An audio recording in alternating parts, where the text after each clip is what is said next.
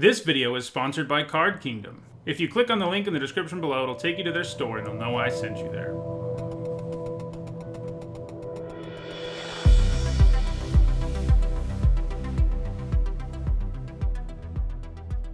Hi everyone, I'm Nietzsche, and today I'm bringing you a special video. Strixhaven release is imminent, and I just completed my set review on that format, so I wanted to take some time to take a look back at my Kaldheim set review and talk about what I got wrong and why.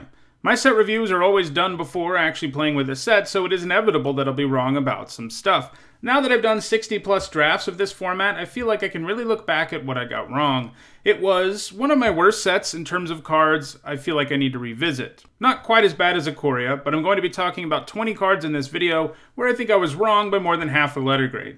Alright, let's get started with the white cards I was wrong about. So, first, there's Battlefield Raptor, which I gave a C- to. I felt like it would be a nice, aggressive creature that you could play on turn 1, but what I really didn't foresee is how good aggro decks would be in this format. I didn't think it would be that good. In a lot of formats, I don't think a 1-mana 1/2 with flying and first strike would be that great, but this format had plenty of ways to enhance such a creature, +1/+1 counters, equipment, all of this stuff that was really playable, auras, that really made it so a Battlefield Raptor could just completely take over games, and it really ended up being a key common for white aggressive decks throughout this format. And we're going to see throughout this video, there's kind of two major mistakes I made. One of them is underestimating aggro, and the other is thinking it would be harder to make snow stuff happen than it was. And that's really the major things that led to me getting some stuff wrong here. So Battlefield Raptor, I think in the end, gets up to a C+.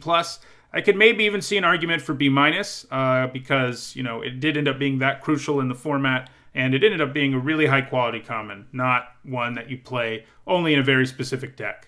The next card to look at is Divine Gambit, which I gave a D to. With Divine Gambit, it was really hard not to just look at it and really see it as such massive downside that you'll only play it if you're desperate. But it kind of turns out that in the late game, Divine Gambit is pretty good, and having one around is nice because it can deal with anything, and there's a significant chance the best your opponent can do is put a land into play.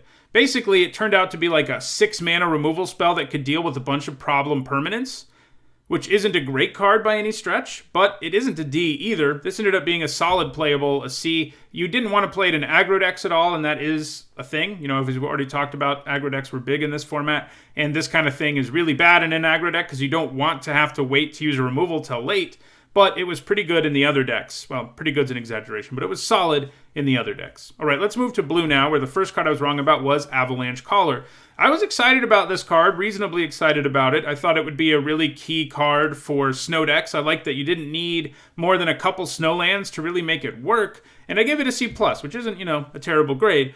But given how this card panned out, I was pretty far off. This ended up being an easily first pickable card, one of the best uncommons you could possibly open. It really wasn't that hard to end up with 8 or 10 snowlands and just run your opponent over with these things late in the game. This was just such a key card that broke through so many board states, and it was great in all of the snow decks. It was more like a B in the end, not a C+.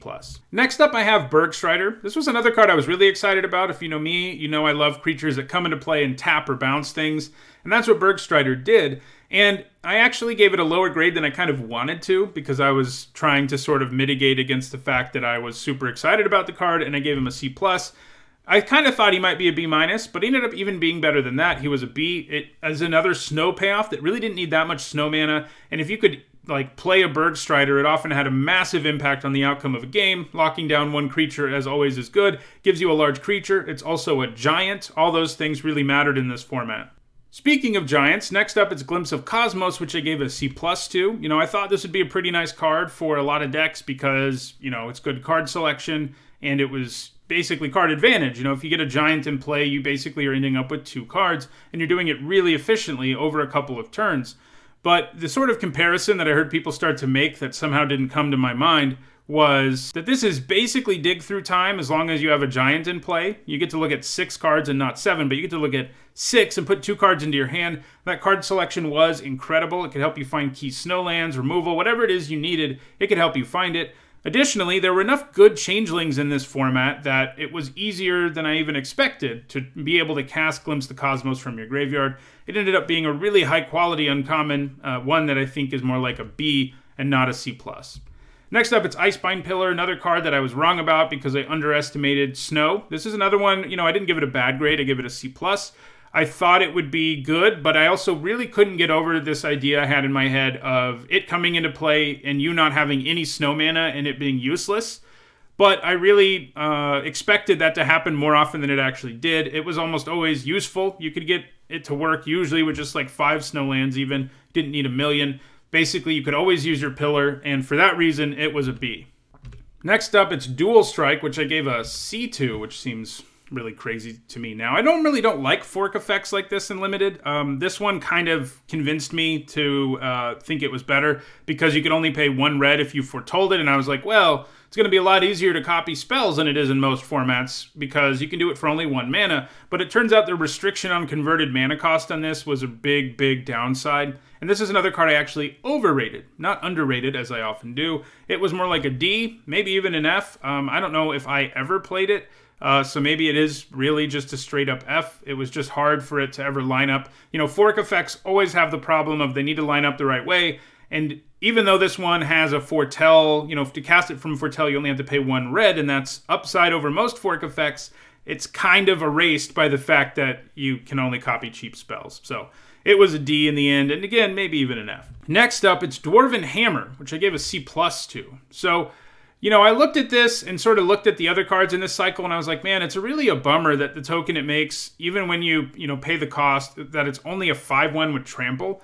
And it's true in a lot of ways. I think the token plus equipment aspect of the hammer is maybe the most underwhelming of all of them. But the thing that is great about Dwarven Hammer compared to most of the other equipment in this cycle is it makes any creature into a threat.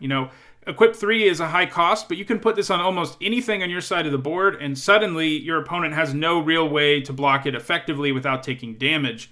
And that ended up being a huge factor. The token plus equipment thing, getting a 5/1 trample meant you would swing once and your opponent would take 2. Not great, but this equipment stays behind and you get to keep using it and putting it on your creatures throughout the game. And that ended up being way better than I expected with this particular card. And I think it was another C+ card that was really a B. Next up, it's Run Amok. So this is a card we've seen a lot. So I felt reasonably confident in that, thinking it wouldn't be that great in this format. I mean, I didn't think it was unplayable. I thought kind of like Battlefield Raptor, it would be really good in the right kind of deck, a really aggressive deck. It gives a nice boost and trample's great. But I gave it a C-. In the end, though, aggro ended up being so good in this format, basically because you ended up with a dichotomy. There were 2 major types of decks you could do in this format. One of them was like a grindy snow deck, and the other one was an aggressive deck that's usually, red, white, red, green, something like that. And Run Amok is great against those snow decks because, they try to block you with things and you can just run them over and do damage to them. Run Amok also worked really well with creatures with Boast because you could attack someone and have mana up, and they didn't know whether you were leaving it up because you were boasting or because you had Run Amok, and oftentimes they would just have to take a hit because it wasn't worth the risk. So both the way the metagame played out in this format and the mechanical aspect of Boast made Run Amok significantly better here than it's ever been before, and it was more like a C+, a key common really for all of the aggressive decks in this format. Next up, it's Tormentor's Helm, which I gave a C- to. So this is another equipment that I underrated. It's another piece of equipment that is why things like Battlefield Raptor are really good in this format. It's really cheap. It equips cheaply. It even gives a reasonable stats boost for the cost. And it also gives you a little bit of reach. Sometimes your opponent will stabilize in this format at 4, and you can just put this helm on your guys and send them in, and your opponent will eventually die. And that is a real thing that happens pretty regularly in the Kaldheim limited format. So, like the Raptor and like Run Amok, this is a card that went from a C- to a C+ because these aggressive decks ended up being so good. All right, let's move to green now, where first up I have Masked Vandal, which I gave a C- to. I give it a lot of C- to things, apparently. So this has a few things going on that made it significantly better. One is I kind of underestimated Changeling.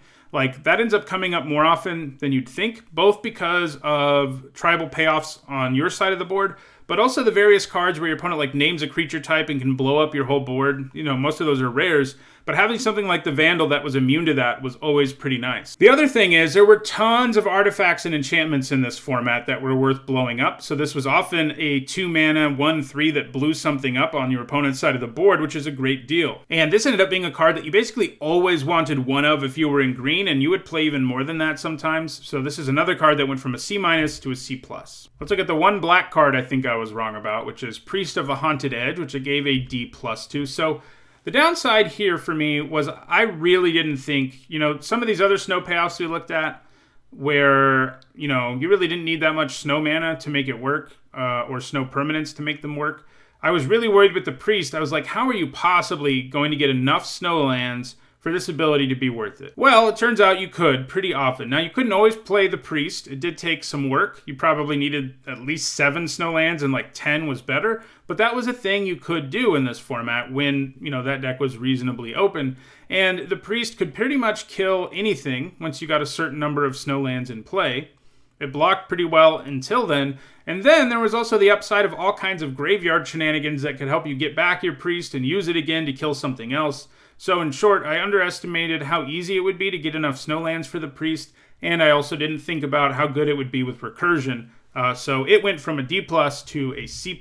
It is kind of a build around. Most of the other cards we looked at that I was wrong about, they're just like always good in an aggro deck, for example. This isn't always good in any black deck, but it is if you get enough snowlands. All right, let's move now to multicolor, where I think I got a lot of things wrong. So first up, there's Agar, who I thought was going to be really cool. I gave him a B-, which means you can first pick him sometimes. I was right, really, in how I talked about this card in terms of how crazy it would be to kill something with, like, Squash and draw a card, or attack with Giants when your opponent has no good blocks and they have to choose between, like, a trade that draws you a card or just taking the hit from your Giant. And all of those things lined up pretty well.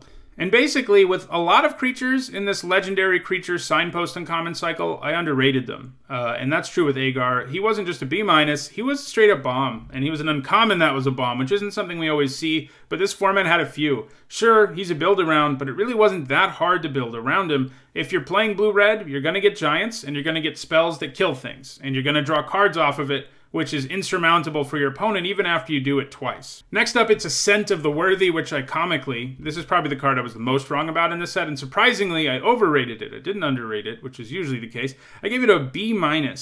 So, normally when I'm doing set reviews and talking to people about Limited, I always tell them, when you're trying to figure out how good a card is going to be, don't get hung up on either the worst case scenario or the scenario where the card works just how you want it to. So this is a do as I say, not as I do moment, because I got really excited about the potential this card has to be really good. I really imagined situations where you could just completely destroy the race for your opponent for a couple turns, and then in turn 3, you get back a flying creature. But it just turned out this was way too hard to set up with chapters 1 and 2. Chapter 3 did sort of end up, that did some stuff. But it took so long to get there, and you played a card that did basically nothing for a couple turns before it did. And so it wasn't a B-. In fact, it was a straight up F. It was unplayable. I tried to play it a few times early on in the format. I saw other people did too. And, after about a week, nobody was playing it. So it was a hard card to evaluate, sort of. I mean, I should have known how situational it was to actually make it work in the ideal way. But I was tricked by this card being a cool saga and stuff, I guess. And it was really an F, not a B-. Next up, it's Forging the Tyrite Sword. This is actually another one I overrated. I think I overrated more cards in this set than I have in a long time. So Forging the Tyrite Sword, I was like, this is cool. You can make treasure tokens. Fixing's good. And then Chapter 3, you can search up equipment, or even Halvar if you have Halvar. And that's pretty cool. But it's sort of like the last saga we just looked at. It doesn't really do anything for a couple of turns. And then Chapter 3 is not that impactful unless you do actually have Halvar. So, Red-White wasn't a color pair interested in fixing, really, at all. If this was in a different color pair making treasure tokens, it might have been better because, all the other colors wanted to do snow things with, like, 5 colors, and it would have helped. But it's just slow. It doesn't do what the Red-White decks want to do in this format. And, so I gave it a C originally. I didn't think it was great or anything. But I think it really turned out to be a D, maybe sort of a build around C if you actually have Halvar. But even then, I don't think you played it most of the time. All right, so another Saga I was wrong about that I overrated was Kaldheim's Vicious Return. I got excited about this card. I looked at it and I really sort of saw it. I think I said the exact words in the set review. A poor man's The Eldest Reborn. Some of you in the comments, told me I was way too excited about this card, and you were right. It was hard to have the creature available and have a creature you wanted to sacrifice. There wasn't a lot of that in this format, like creatures you really wanted to lose. And Chapter 2 being symmetrical was kind of bad. Chapter 3, that's where things start to get a little bit interesting because you get something back. But it's another Saga where the first 2 chapters sometimes don't do anything or do very little. And then Chapter 3, has kind of a big effect, but it's taken so long it doesn't really matter. I gave it a B-. It was more like a C. I don't think it was unplayable. Black-red was a bad color pair for sure. But if you ended up in a deck with like the 2-mana 1/1s who made your opponent discard cards and stuff like that, Kaldheim's Vicious Return could actually be pretty good. You just really needed to have the right deck composition where you had good things to actually get value out of Chapter 1 because it wasn't that easy to do. Next up, it's Narfi, Betrayer King, another one of these double-colored legendary creatures who's a signpost uncommon. Narfi pumps all your snow creatures and your zombies and brings back himself if you have enough snow mana. So this is a case where I thought it would be too hard to get 3 snow mana consistently to bring Narfi back. I was pretty excited about Narfi in terms of what he pumps because in blue-black, he often pumps, like 10 cards in your deck, which is great. I liked the card. I gave him a B-, which means he's pretty darn good. But he ended up being pretty close to a bomb as a B+. It was just way easier to get that 3 snow mana. And once you had that 3 snow mana, he pretty much did feel like a bomb because you could just keep bringing him back. It was very difficult for your opponent to find a way to beat you when you did that, while also, pumping all your creatures and stuff like that. Then there's Svella, Ice Shaper. So, this is a card I underrated largely because I was like, when are you ever going to get to the part of the game where you're paying 8 mana for that ability? But it turns out this format could be and was slow enough, and there was enough ramp and things around that Svella using that ability was a fairly common occurrence in this format. She wasn't just fixing for you and making a bunch of mana and stuff like that. Also, you got to use that ability pretty regularly, and I gave Svella a C+. And I think in the end, Svella was a B+, and there's probably an argument there for an A-. It was a great card. You took it over most of the rares in this set.